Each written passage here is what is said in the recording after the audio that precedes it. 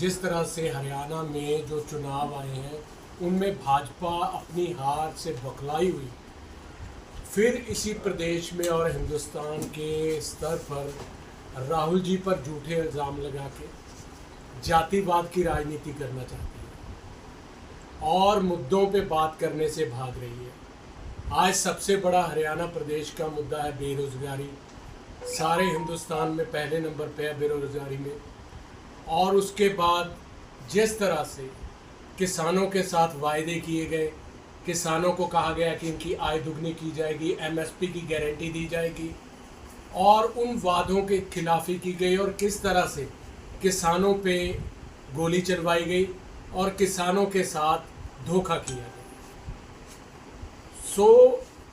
मैं अपने माध्यम से और मेरे साथियों के माध्यम से ये कहना चाहता हूँ कि प्रदेश की जनता बड़ी समझदार है। वो जानते हैं कि भारतीय जनता पार्टी जब हारती है किसी प्रदेश में तो वो ऐसी एक लहर बनाने की कोशिश करती है, चाहे वो जातिवाद के नाम पे हो, चाहे वो सीनियर लीडरशिप की डिफरेंसेस को फैलाना चाहते हैं गलत तरीके से। और आज आप देखिए बड़े बड़े बयान दे रहे हैं, चाहे सैनी साहब हो चाहे खट्टर साहब हो, उनको बड़ी चीज़ों पे फोकस करने की बजाय कि कांग्रेस के अंदर ये चल रहा है वो चल रहा है, उनको अपनी पार्टी के अंदर ध्यान देना चाहिए। और प्रदेश का युवा और प्रदेश का किसान वाला विषय है। सर सवाल 10 दिन पहले जो पार्टी में शामिल हुआ था उसको टिकट मिल गई, उसके बाद में नाराजगी अभी तक बड़े नेताओं की चल रही है जो एकजुट नहीं हुए हैं। आप मेरी बात सुनो। कल भी स्टेज पे सारे थे। हाँ नहीं, वही बात है ना, मैंने इनसे आपसे पहले कहा कि सारे स्टेज पे इकट्ठे थे। अगर किसी को टिकट दिया है तो एक सहमति के साथ ही दिया है। ऐसे तो ये भी कंटेंडर थे, इन्होंने भी अप्लाई किया था, इनकी भी डिमांड थी, ये भी समर्पित ही है पार्टी को। तो आइए प्रेस कॉन्फ्रेंस में बैठे हैं तो इनके साथ भी कोई ना कोई तो डिस्कशन हुई होगी ना हाईकमान। कल भी साथ ही थे, लगातार साथ ही चल रहे थे। तो सर जो प्रोपेगेंडा की राजनीति आप बता रहे हैं चल रही है पूरे प्रदेश में, कैसे निकलेंगे उससे, कैसे लोगों को बचाएंगे उससे?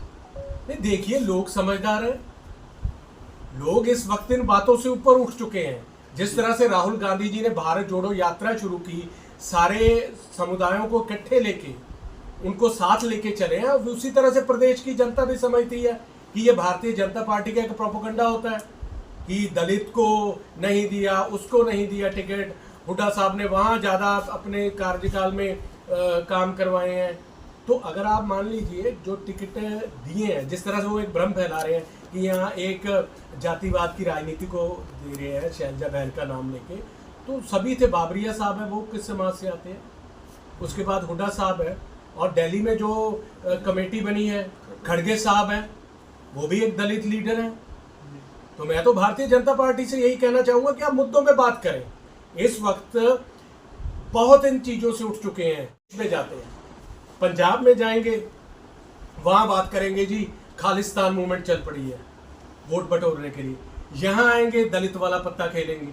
दरअसल जब उनको लगता है कि उनके पैरों तले से जमीन खिसक रही है, उनको लग रहा है कि हम लोग इलेक्शन सफासट है इस बार हमारा, कांग्रेस की निश्चित अंधेरी चल रही है यहाँ सारे प्रदेश में, तो उनको पता है कि अब ऐसी कोई पत्ता खेलेंगे तो कुछ बन सकता है।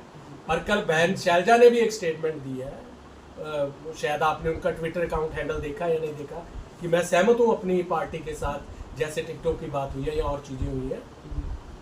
मैनिफेस्टो आपने जारी किया, बुजुर्गों के लिए एक बड़ी घोषणा है, 6000 पेंशन करने की, लगता है आपको पूरी हो पाएगी? बिल्कुल।